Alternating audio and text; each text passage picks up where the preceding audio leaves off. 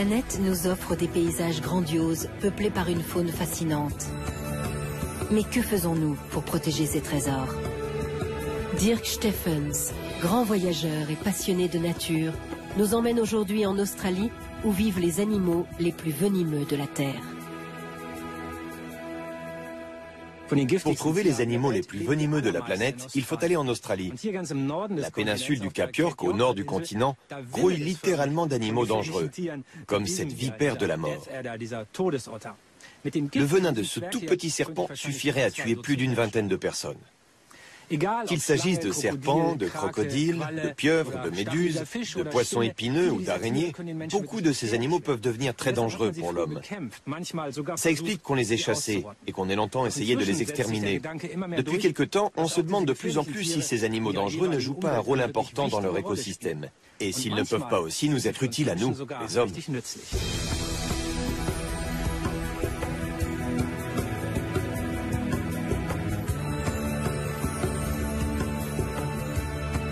Avec toutes les espèces dangereuses qu'on y croise, l'Australie peut donc réserver de grandes frayeurs.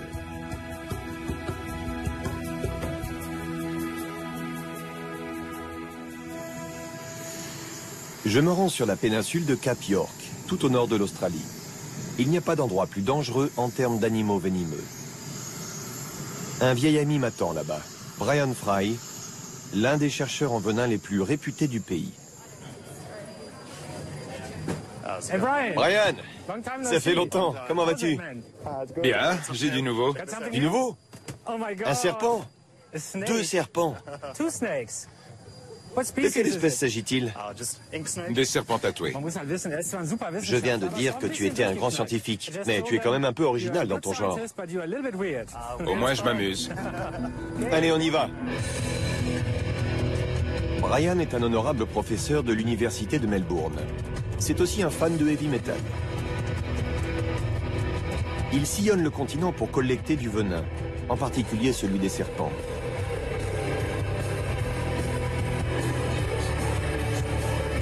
Le venin est utilisé par l'industrie pharmaceutique dans la recherche d'antisérums et le développement de nouveaux médicaments.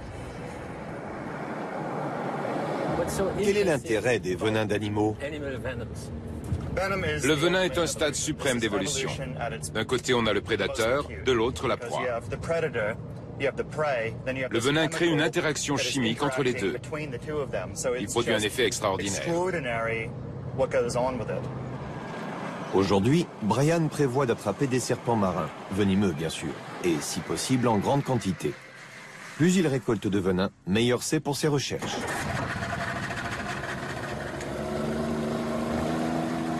Josh est pêcheur professionnel et il fait aussi partie de l'équipe de Brian. Il connaît ce coin isolé comme sa poche. Comment est-ce qu'on les déniche? Les serpents marins nagent dans le fond pour surprendre les poissons qui dorment. Ils les mordent et les remontent à la surface pour les avaler. Puis ils s'endorment aussitôt après. Ils dorment en profondeur pendant la journée pour ne pas être repérés par les oiseaux de proie qui les mangeraient s'ils étaient à la surface. La nuit, les serpents peuvent remonter puisqu'on ne peut plus les voir. Tu vas voir comme ils sont nombreux. Mais pour ça, on doit attendre la tombée de la nuit. Brian vient ici depuis des années. Il a déjà capturé des milliers de serpents de mer, la plupart du temps avec une épuisette, mais aussi à main nue. On va faire comme ça. Tu vas attraper les plus petits avec l'épuisette, pendant que j'attraperai les plus gros qui ne tiennent pas dedans. Je vais les poser sur le pont, et toi tu poseras l'épuisette par-dessus pour les retenir, jusqu'à ce que je saisisse la tête. Mais qu'est-ce que je dois faire s'ils sont trop gros pour l'épuisette? Regarde, je les lance sur le pont, et tu les immobilises.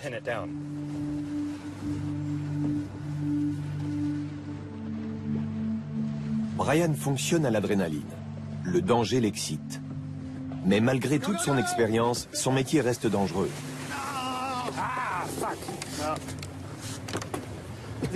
Il était trop rapide. C'en était un assez gros.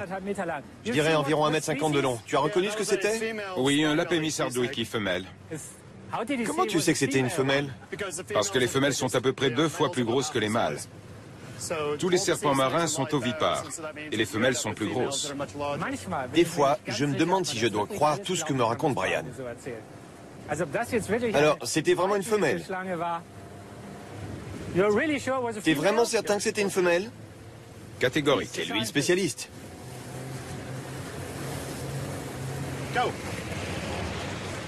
Je l'ai. Sur le pont, mets-le sur le pont. Je l'immobilise. C'est bon. Là? Touche sa peau. Tu sens comme elle est râpeuse? Elle est presque coupante. À quoi est-ce qu'elle leur sert? À grimper sur les rochers?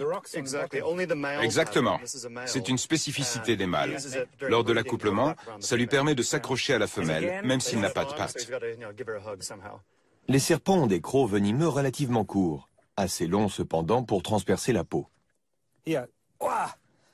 On croit que ces serpents sont incapables de mordre.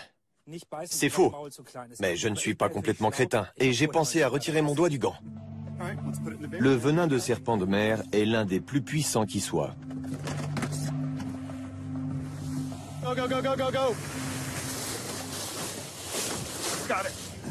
C'est un gros. Cette espèce est responsable de 90% des morts causées par les serpents marins. C'est le grand serpent de mer, l'espèce la plus dangereuse ici. Mais celui-ci est encore jeune. Ils peuvent atteindre quelle taille? Environ 1,30 m. Donc c'est encore un bébé. Quel âge il peut avoir? Oh, c'est probablement un jeune de l'année. Il a entre 4 et 5 mois. 4 mois. Mais son venin est déjà dangereux? Oui, très dangereux. Même ce bébé pourrait tuer? Oui, ce bébé pourrait tuer. Les serpents de mer sont des animaux farouches. Mais ils ne mordent que s'ils se sentent menacés.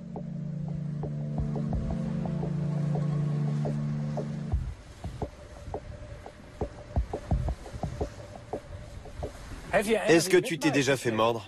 Oui, et c'était horrible. Je suis resté malade pendant 9 mois. 9 mois? C'est quoi les symptômes? Une véritable torture. Tu vois, les courbatures que tu peux avoir quand tu as fait beaucoup de sport, eh bien, imagine cette douleur en plus intense et qui s'insinue dans tous tes muscles. C'est horrible, vraiment horrible. On t'a administré un contrepoison? Oui, à l'hôpital, sinon je serais mort. On dit qu'en Australie, l'approvisionnement en contrepoison est meilleur qu'ailleurs. C'est vrai? Oui, c'est pas pour rien que l'Australie est surnommée le continent venimeux. On trouve ici plus d'animaux à venin que partout ailleurs. C'est une de nos spécialités. Nous continuons nos recherches. Il se passe alors quelque chose d'extraordinaire. Nous assistons à un phénomène que malgré toutes ces années d'études, Brian n'a encore jamais pu observer. L'accouplement de serpents de mer.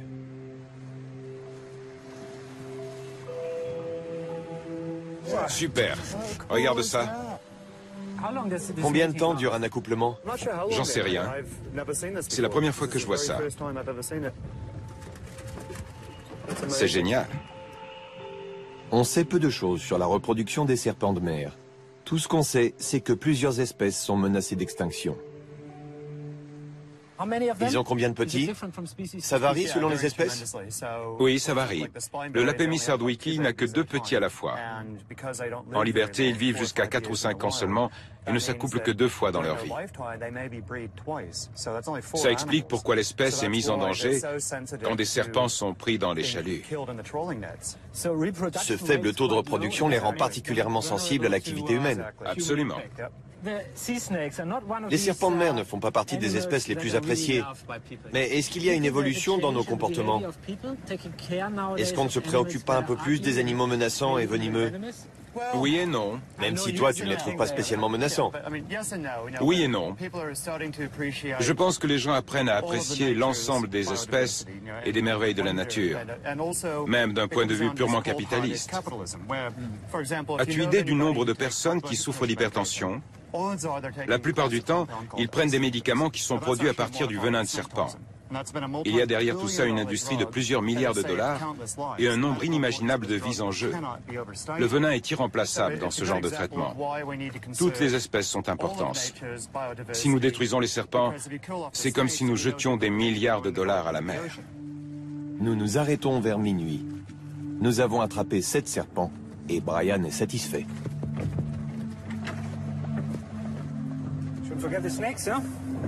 Brian analysera le venin des serpents dans son laboratoire de Melbourne. Nous retournons à l'hôtel. Et c'est là que je fais connaissance de la créature la plus dangereuse de toute l'Australie. Le crapaud buffle. On le trouve partout, et en particulier à proximité des hommes.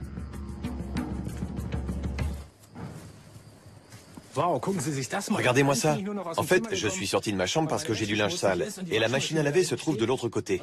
Et voilà plein de crapauds buffles. Il faut absolument que je les montre à Brian. L'histoire des crapauds buffles en Australie est très particulière. Cet animal originaire d'Amérique du Sud a été introduit pour la première fois dans les années 1930 pour lutter contre les ennemis des cultures. Hélas, les crapauds mangent tout. Les nouveaux venus se sont installés très rapidement partout sur le continent. Le problème, c'est que le crapaud buffle est particulièrement toxique et donc immangeable pour la plupart des espèces indigènes. Brian, regarde. Qu'est-ce qu'il y a? Une invasion de crapauds buffles. On va en attraper un. C'est un des plus grands fléaux en Australie. Tu aimes les animaux venimeux en général. Celui-là aussi? Non, parce qu'il tue des espèces australiennes. Regarde. Il m'a pissé dessus. Arrête.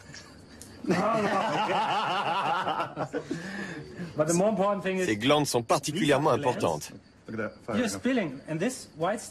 liquide blanc qui s'écoule, c'est le venin. On l'obtient en pressant ainsi. Ce venin est une véritable menace pour les animaux australiens. Pas vrai? Ce crapaud pourrait tuer à lui tout seul un crocodile de 3 mètres de long. Comment ça? Avec son venin. Chaque pustule sur son dos produit du venin. Ce type de poison était inconnu ici, et les animaux australiens n'ont pas développé de défense contre lui. En Amérique du Sud, les espèces ont évolué en même temps que les crapauds, et certains animaux peuvent même les manger. Il existe donc au moins une espèce venimeuse que tu n'aimes pas. Au Brésil, je l'apprécierais, mais pas en Australie. Quelle est l'importance du danger pour les espèces autochtones? Dévastateur. Les vipères de la mort ont presque disparu. Les varans et les d'azur sont menacés, et la population de crocodiles est en recul. On a du mal à imaginer les destructions causées par cet animal. Et je suis probablement la seule personne en Australie qui relâche cet animal sans le tuer. Je le laisse vivre. On n'est pas obligé de le tuer.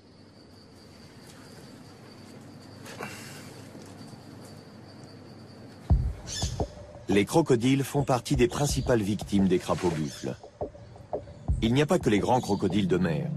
Les crocodiles d'eau douce, qu'on appelle les freshies, souffrent beaucoup plus.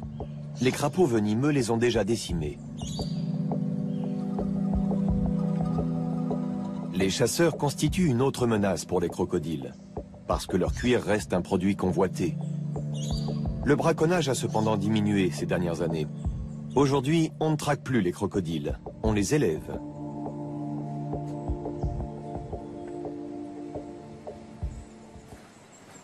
Hartley's Creek est une ferme de crocodiles dans l'état du Queensland. Le gérant, Nick Stevens, me montre comment on élève des sauriens. Maintenant, on fait plus de bruit. Bonjour les gars, on entre. Nick commence par me conduire dans la nurserie. Ils ont environ 1 mois. 1 mois? Ouais, ce sont les plus jeunes. Par là, il y en a qui sont un peu plus âgés. 2500 crocodiles sont élevés chaque année à Hartley's Creek. C'est un commerce florissant. Il existe 17 fermes similaires en Australie. On va bientôt trier ce bassin. Ils ont tous l'air en forme. Oui, très détendu. Pour ma part, je suis tout sauf détendu. Et je commence même à transpirer. Il fait tellement chaud ici que j'ai l'impression d'être emmitouflé dans une couverture chaude et humide. Pourquoi il fait aussi chaud ici? Parce que les crocodiles apprécient un air chaud, entre 32 et 35 degrés, et saturé en humidité. Ce n'est pas parce qu'on a une extinction de voix qu'on chuchote. Non, c'est parce que je ne veux pas stresser mes protégés. Avant l'âge d'1 an, les petits sont encore très sensibles, et il faut qu'ils se sentent bien ici. Donc, il doit y avoir ni bruit, ni conversation bruyante. On veut qu'ils soient heureux, tout simplement. Les crocodiles ont pourtant la mauvaise réputation d'être des mangeurs d'hommes. Et toi, tu les considères comme des êtres sensibles et délicats. Oui. Au cours de la première année, les animaux doivent s'habituer lentement à leur environnement. Comment tu sais s'ils sont heureux? Quand un crocodile est malheureux, il reste au fond du bassin, même quand je le nourris. Quand il remonte à la surface et qu'il essaye de m'attaquer, c'est plutôt bon signe. Un crocodile agressif est un crocodile en bonne santé. Combien de fois tu as été mordu? C'est un secret. Il arrive que je sois mordu, surtout par des jeunes. Avec les gros, on est plus prudent et on respecte scrupuleusement les règles de sécurité. Mais quand les petits mordent, j'ai parfois besoin de points de suture. Tu as l'habitude. Oui. Et s'ils sont heureux, moi aussi je le suis. Nous les avons suffisamment dérangés.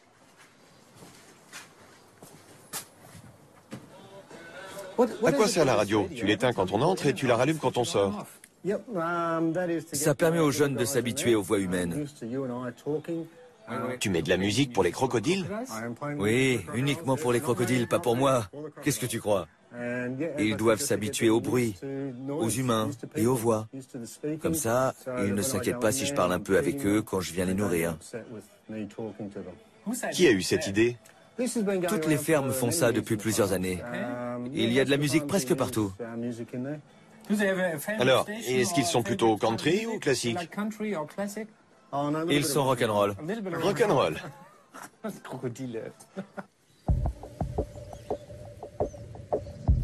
Les sauriens sont élevés pendant 3 ans. À cet âge, ils atteignent environ 1 mètre de long. Ce sont des animaux qui se contentent de peu et qui ne sont nourris que tous les 3 jours.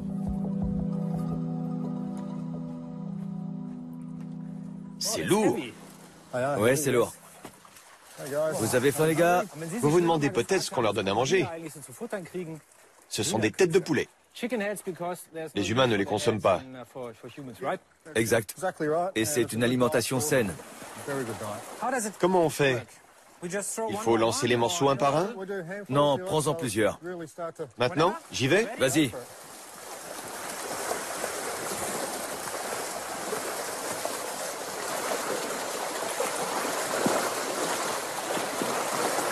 C'est un peu le repas du condamné pour ces animaux. Ils seront en effet bientôt abattus et leur cuir exporté, principalement vers le Japon et la France. On les transforme en ceintures et en chaussures, c'est ça? Un peu en ceinture, mais surtout en sac à main très chic. Le monde de la mode considère que nous produisons le meilleur cuir de crocodile au monde. Ce qui explique qu'un sac à main coûte 30 000 $. 30 000 $? Exact, ouais. Il faut combien de crocodiles pour un sac? Il faut environ 2 crocodiles par sac. Mais tu les aimes, ces animaux? Oui, bien sûr que j'aime mes crocodiles. Mais je sais aussi que c'est bénéfique pour les crocodiles sauvages. On contribue à limiter le trafic. Dès qu'un prix est fixé pour un animal, les braconniers disparaissent. C'est une méthode de protection éprouvée qui fonctionne aussi ailleurs. Si ça ne servait pas à protéger les animaux sauvages, je ne le ferais pas.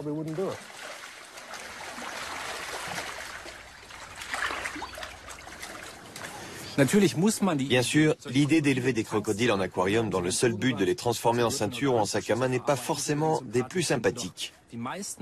Mais comme bien souvent, il s'agit d'un problème plus compliqué qu'il n'y paraît. En effet, depuis que les négociants de cuir de crocodile peuvent acheter les peaux légalement et en grande quantité auprès des fermes, la chasse illégale dans la nature a quasiment disparu. Depuis que les fermes existent, le nombre de crocodiles vivants en liberté a recommencé à augmenter en Australie. Donc une idée purement commerciale au départ est devenue une sorte de modèle de protection d'une espèce.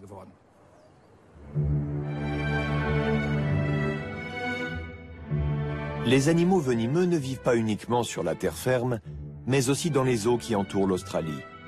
La Grande Barrière de Corail, située devant la côte orientale du continent, est le massif corallien le plus long et le plus impressionnant sur Terre, avec ses 2300 km de long.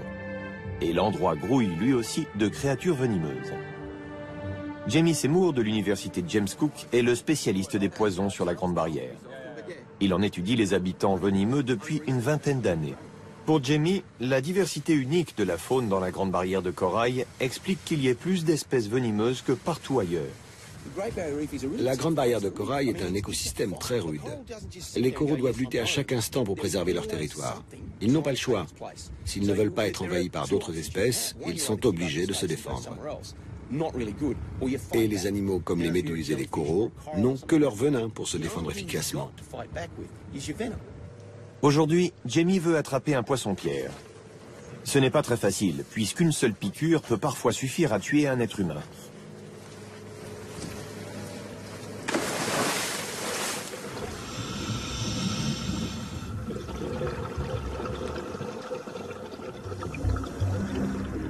Nous plongeons dans le monde fascinant de la Grande Barrière de Corail. 14 000 espèces d'animaux marins, dont 1500 poissons exotiques, font de ce récif l'un des plus riches écosystèmes de la Terre.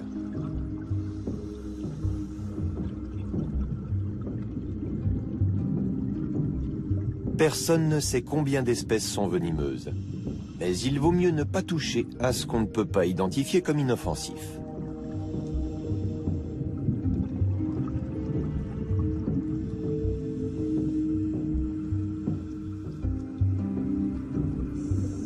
C'est vrai pour les anémones de mer. Elles sont dotées de tentacules venimeux et cette fois-ci, je préfère garder mes gants.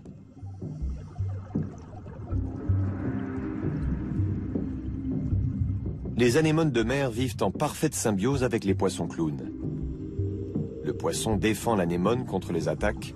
En contrepartie, le venin de l'anémone tient les ennemis du poisson clown à distance.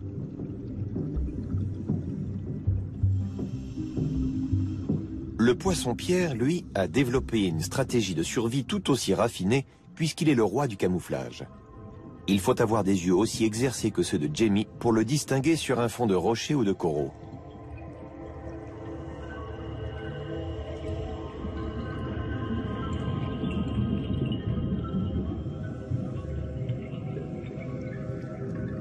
Nous joignons nos forces pour tenter de déloger l'animal de son anfractuosité.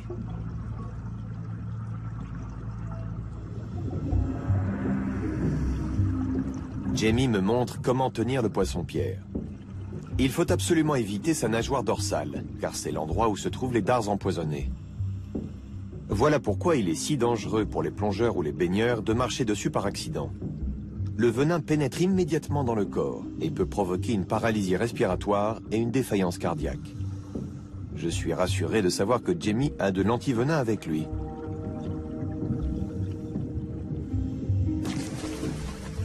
Nous avons rapporté notre prise à bord sans incident. Jamie veut maintenant récolter le venin du poisson, car il travaille à l'amélioration de l'efficacité des antivenins. Notre poisson-pierre va bien. Il est maintenant dans sa glacière. On a aussi une pompe à oxygène que les aquariophiles reconnaîtront. On va donc pouvoir passer aux choses délicates. Je dois le sortir sans me faire piquer. Allez, calmement. Il ne veut pas. Il ne joue pas le jeu. Et voilà. Je le tiens. Il se défend comme un beau diable. On n'imaginerait pas qu'ils ont autant de force. Regarde-le dresser ses aiguillons. Il est très en colère. Je crois qu'il ne t'apprécie pas beaucoup. C'est toi qui le regardes, pas moi. Le contact de ce poisson est très curieux, parce qu'il n'a pas d'écailles. Sa peau, qui ressemble visuellement à du corail, est très molle et un peu caoutchouteuse. Là, on aborde la phase la plus délicate. J'ai promis à Jamie de traire un poisson. Je n'ai encore jamais fait ça, surtout sur un poisson venimeux. Voyons ce que ça donne. Prends celui-ci. Pas trop haut. Une seconde. Ici? Ouais. Oui, tout en douceur. Remonte un peu la seringue, mais pas trop. On aurait du mal à imaginer une goutte plus petite. Je cède ma place au spécialiste. Il faut avoir le coup de main. Avec Jamie, ça a l'air très facile. Tant que le poisson reste calme. Il n'aime pas ça. Et voilà le venin. Qu'est-ce qui se passerait si tu me l'injectais dans le bras? Eh bien, tu ressentirais aussitôt une douleur insoutenable, au point de te faire pleurer. Mais en fait, la douleur resterait concentrée à cet endroit du bras, qui se mettrait à enfler énormément. Et si tu ne recevais pas d'antivenin, tu souffrirais un véritable calvaire pendant 6 à 12 mois. On dirait que tu l'as déjà vécu. J'ai marché sur un poisson-pierre une fois. Je ne marcherai pas dessus 2 fois. Vous avez des plages magnifiques, mais aussi des animaux extrêmement dangereux. Toi, tu nages dans une piscine ou dans l'océan? Dans l'océan, bien sûr. Le risque d'avoir un accident de voiture est plus important que celui de se faire piquer ou mordre par un animal marin venimeux. Et comment résister à une mer aussi belle? Ce n'est pas une chance donnée à tout le monde. C'est vrai qu'il y a des animaux dangereux, et c'est dans l'ordre des choses. Même l'industrie du tourisme l'a compris maintenant. Il y a 10 ou 15 ans, le mot d'ordre était de ne pas en parler. Dorénavant, c'est une accroche publicitaire. Vous êtes à l'endroit le plus dangereux de la planète. Nous avons non seulement des animaux uniques, mais aussi des spécialistes pour les étudier. Donc, si tu te fais piquer ici pendant que tu nages, c'est le meilleur endroit où ça pourrait arriver, parce que nous savons mieux traiter ce genre de blessures que n'importe qui. Sur la côte située devant la Grande Barrière de Corail, la civilisation s'enfonce profondément dans la forêt tropicale. Dans l'état du Queensland, les confrontations peuvent être dangereuses avec un habitant de la forêt dont l'espace vital est de plus en plus réduit, le casoar à casque. C'est une espèce menacée qu'on trouve en Australie et en Nouvelle-Guinée. Je voudrais en savoir plus sur cet animal, un des plus gros oiseaux au monde. Il est très farouche et pourvu d'armes redoutables. Mission Beach se trouve à environ 2 heures de voiture au sud de Cairns, au cœur du tropique dit humide. Il porte bien son nom. Il pleut depuis des heures sans interruption. Et j'ai rendez-vous avec Adam, qui est un spécialiste de ces drôles d'oiseaux. Le casoar ne fait l'objet d'études intensives que depuis une dizaine d'années. Personne ne sait s'il en reste 1000 ou 10 000. Pas même Adam McNaughton du Centre de recherche australien. Hey Adam! Dirk, comment vas-tu? La pluie ne s'arrête jamais ici? Non, on n'est pas sous le tropique humide pour rien. Ça c'est vrai. On a du mal à imaginer plus humide. Pourquoi tu m'as donné rendez-vous ici exactement? Parce que la forêt tropicale est l'habitat naturel du casoar. Ils aiment la forêt tropicale? Oui, on ne les trouve que dans la forêt. Mais la plupart du temps, on ne relève que leurs excréments. Leurs excréments. Les excréments. C'est très amusant ce qu'on peut voir sur cet ordinateur. C'est un graphique qui s'appelle Cassowaripu. En français dans le texte, crotte de casoar. C'est parce que cet oiseau est particulièrement difficile à trouver que tu te concentres sur ses excréments? Oui, c'est bien ça. Ils nous permettent de déterminer où ils sont et d'analyser leur ADN pour identifier les différents animaux. Quel travail! Ramasser des crottes d'oiseaux sous la pluie.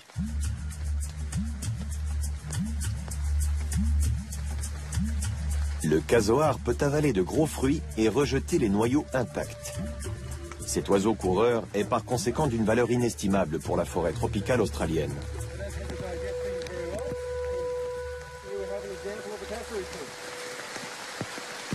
Ça ne ressemble pas à des crottes d'oiseaux. Non, mais on reconnaît les graines dedans. Il existe 2 autres espèces d'oiseaux qui, comme le casoar, disséminent les graines dans la forêt. Mais la plupart ne peuvent pas avaler des graines de cette taille. Seul le casoar le peut. Qu'est-ce qui se passerait s'il disparaissait? Eh bien, l'écosystème en entier disparaîtrait si ces graines n'étaient pas disséminées. Et maintenant, l'un de nous doit ramasser ses excréments. Je t'en prie. Super. Retourne le sachet sur l'envers. Évidemment, à cause de l'ADN. Eh oui, on n'a pas besoin du tien. Les graines aussi? Oui, c'est chaud? Non. Donc c'est pas frais. Mais ça pue quand même, vraiment. Et ça part au labo. C'est ça.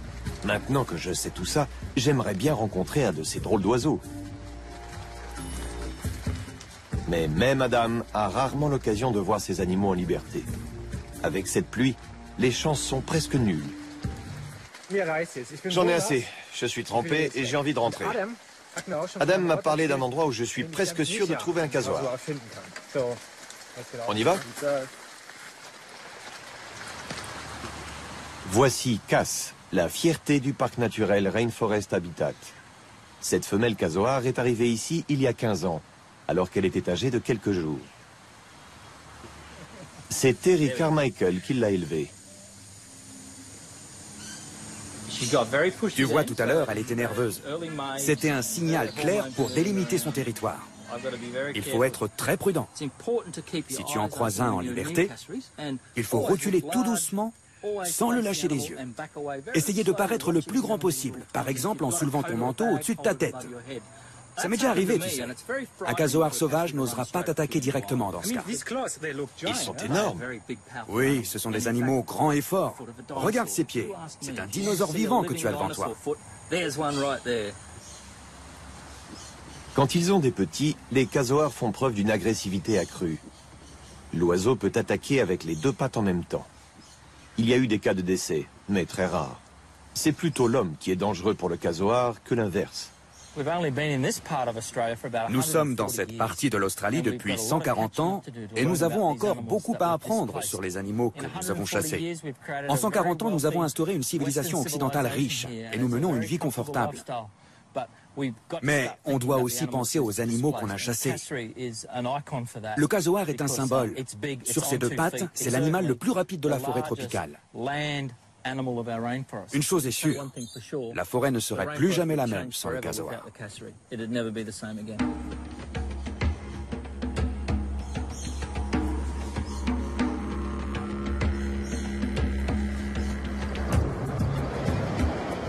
Je suis revenu à Cap York, à l'extrême nord de l'Australie, pour retrouver Brian Fry. Notre spécialiste des serpents est sur une nouvelle piste. Aujourd'hui, il est à la recherche de vipères de la mort. C'est l'heure où les serpents commencent à être actifs. Quand ils sortent de l'herbe et atteignent la route, ils constatent que la température du sol est supérieure de 5 à 8 degrés à celle de l'herbe. Du coup, ils restent sur place pour en profiter.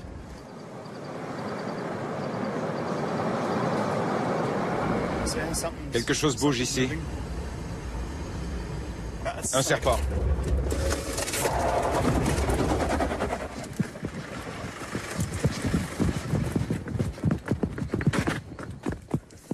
Je l'ai. On le saisit de cette manière. Elle est en colère. Ça peut se comprendre. Ça y est, il faut bien la tenir. C'est bien une vipère de la mort. Un des serpents les plus dangereux d'Australie. Et pourtant, il est si petit. Pourquoi ce poids plume est aussi mortel? Parce qu'il en est capable. En fait, les vipères de la mort chassent à l'affût. Elles attendent qu'une proie passe à leur portée, parfois pendant des jours ou des semaines. Elles attendent, attendent, attendent, jusqu'à frapper. Elles n'ont pas le droit à l'erreur. Chaque morsure doit être précise et absolument mortelle. Donc deux raisons. Elles attaquent en un éclair. Exactement. Mais tu as dit... Oui, mais elles se déplacent très lentement. Elles compensent leur lenteur par la rapidité de leur attaque. Et c'est l'attaque la plus rapide d'Australie, c'est bien ça? Oui, et de loin. Et leur venin est très puissant parce qu'elles ne peuvent pas poursuivre leur proie. Oui. Quelque part, je suis content que ce soit toi qui récupère le venin. Tu es prêt?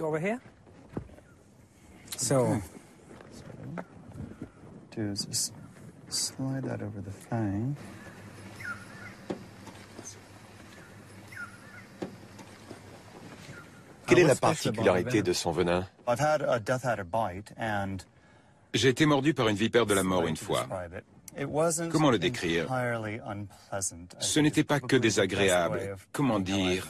Est-ce que ça fait l'effet d'une drogue? Absolument. J'étais heureux. J'en aurais presque dansé.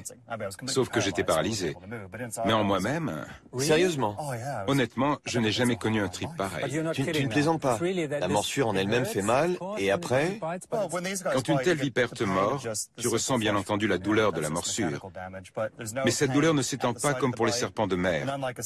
Le venin agit sur les nerfs, et pendant que tu es en train de mourir, tu te sens étrangement bien.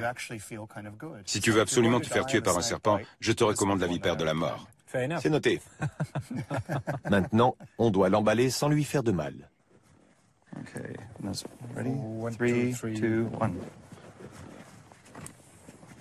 Est-ce qu'elle peut te mordre à travers le sac? Oui, bien sûr. C'est pour ça que je referme le sac. Et tu ne me le dis qu'après que je t'ai posé la question. Bon, tout s'est bien passé. Pour se détendre, on pourrait supposer qu'une partie de pêche serait appropriée. Mais pas avec Brian. Josh et lui sont déjà à la recherche d'un autre animal venimeux, le poisson-chat. Le venin de cette espèce de silure n'est pas mortel pour l'homme, mais il n'en demeure pas moins très douloureux. Nous sommes dans le pays qui a la plus longue côte au monde. Et pourtant, on pêche sous un pont. Tu vois tous les pilotis, là? Partout où il y en a, on trouve des espèces vivantes. Toutes sortes de crustacés et de plantes aquatiques. Presque comme sur le corail. Pourquoi un poisson-chat? Nous voulons découvrir en quoi son venin se différencie de celui du poisson-pierre, parce qu'il n'existe de contre-venin que pour ce dernier. Il semblerait que l'antivenin serait aussi efficace contre le venin du poisson-chat et celui de la raie à aiguillon. Si nous pouvons diversifier ces applications, nous pouvons non seulement sauver des vies, mais aussi soulager la douleur. Lorsque Josh ne participe pas aux expéditions de Brian, il organise des parties de pêche. Brian admire son talent. Josh est un pêcheur hors pair. Il attrape poisson après poisson. Contrairement à moi. Josh, il a encore avalé mon appât. Je passe pour un véritable nigo ici. Le dernier des Australiens pêche mieux que moi. Sous notre bateau, la mer grouille de requins et d'autres gros poissons.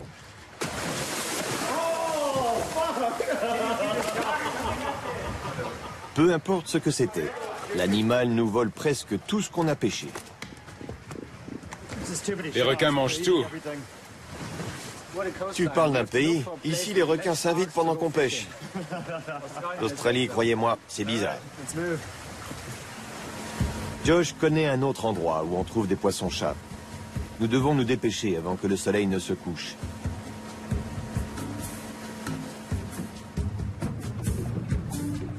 Mais ici aussi, on attrape de tout, sauf des poissons-chats.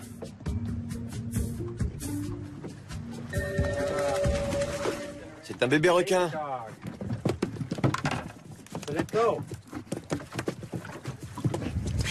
Il a vraiment de la chance. Les blessures des requins guérissent super vite.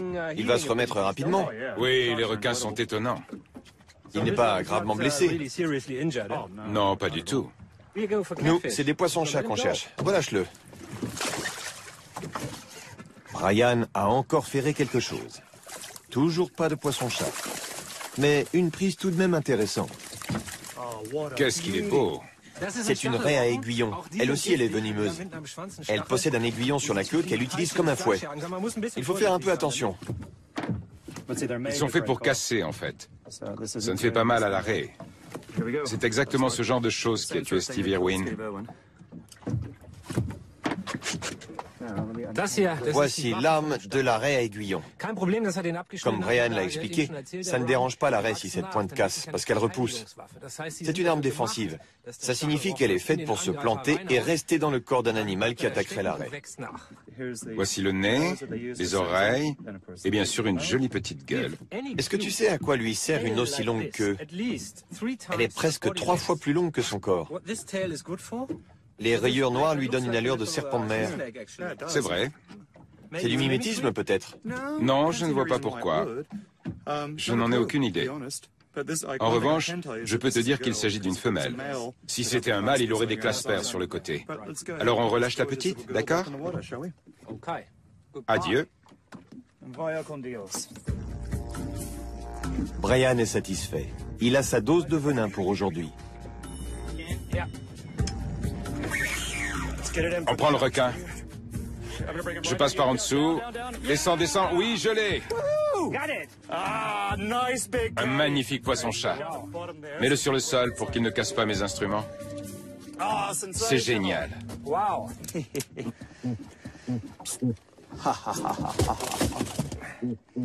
Vous entendez ce bruit? On ne dira plus que les poissons sont silencieux. Le mutisme des poissons est un mythe. On enlève d'abord le crochet pour qu'il ne se blesse pas. Il est bien accroché. Bien. Le poisson-chat est ici. Le filet est là. Un sacré costaud. Ils ont les mêmes aiguillons sur leur nageoire dorsale. Mais ils ne peuvent pas s'en servir pour viser. Ils le brandissent et finissent par toucher quelque part. Et si un requin arrive, et s'il l'attrape pour le manger, Il se retourne et le frappe. Pour se défendre. Il est fort, n'est-ce pas? Voilà, très bien. Ça fait clac. Il ne saigne pas, donc il peut y aller. Est-ce que l'aiguillon repousse au bout d'un moment? Oui, il sera bientôt comme neuf. Il a de drôles de rainures. Oui, exactement comme la raie à aiguillon. Ils ont des points communs dans leur évolution. Le venin se trouve dans les rayures sombres des rainures. Il est parti. Brian prépare sa prise pour son transport jusqu'à Melbourne. Tu mets aussi l'aiguillon de la raie? Comme ça, il se conserve plusieurs jours et vous pouvez l'analyser dans votre laboratoire. Il se conserve indéfiniment tant qu'il reste froid. Je remets donc de l'azote environ toutes les 3 semaines. 3 semaines? Tant que je maintiens une température constante et que je remets de l'azote, il se conserve indéfiniment. Dans un siècle, il serait aussi frais qu'aujourd'hui. Tu mets aussi le sac dedans? Oui, exactement. C'est idéal pour le transport. Il n'y a pas mieux. Quelle que soit l'expédition. C'est un peu mon laboratoire de campagne. Parfait. On y va? Au cours de mon voyage, Brian et les autres chercheurs m'ont appris une chose. Rester calme en présence d'animaux venimeux.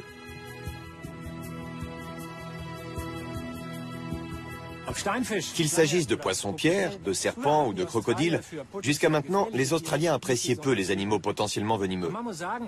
Mais on peut dire que les mentalités ont beaucoup évolué ces dernières années.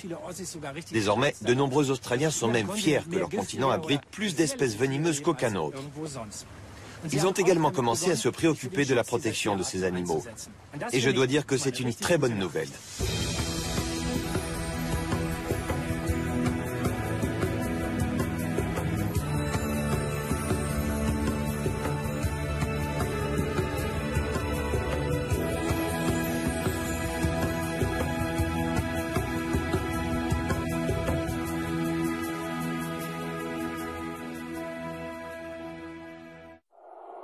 Ce soir, ce sera cinéma.